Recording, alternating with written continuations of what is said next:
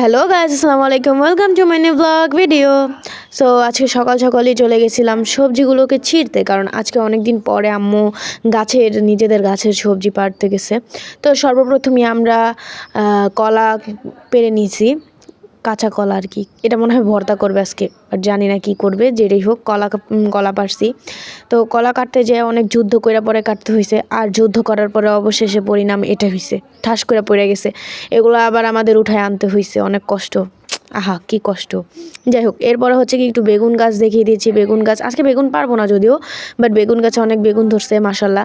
এরপরে চলে গেছিলাম ছাদে, আর ছাদে যে সর্বপ্রথম করলাগুলোকে ছিঁড়ে নিছি। অনেকগুলো করলা হয়েছে মাশাল্লাহ, অবশ্যই সবাই মাশাল্লাহ বলবেন। গাছটা অনেক ছোট সাইজ অনুযায়ী, কিন্তু করলা অনেক বেশি ধরছে মাশাল্লাহ। এই করলা দিয়ে আমাদের একটা ভাজি হয়ে যাবে, ডান। তো এই করলাগুলোকে ছেঁড়ার পরে চলে গেছি, মানে তখন বৃষ্টি পড়তেছে ভাই, গুড়ি গুড়ি বৃষ্টি পড়তেছে।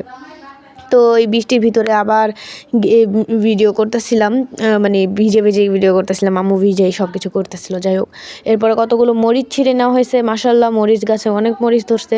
এরপরে একটা পেঁপে ছিঁড়ে নিছি। তো পেঁপে যখন ছিঁড়ছি তখন বৃষ্টি থাইমা গেছে। তো পেঁপেটাকে দেখতে অনেক সুন্দর লাগতেছিল মাশাল্লাহ। তারপরে খারকোল গাছ থেকে খারকোল পাতা ছিঁড়ে নিছি ভর্তা খাওয়ার জন্য। তো ফাইনাল টাচ আপনাদেরকে সব কিছু একসাথে দেখিয়ে দিলাম। এরপরে দেখি যে মাশাল্লাহ আবারও আজকে অনেক দিন পরে এতগুলো ফুল একসাথে ধরছে, অনেক সুন্দর লাগতেছে দেখতে।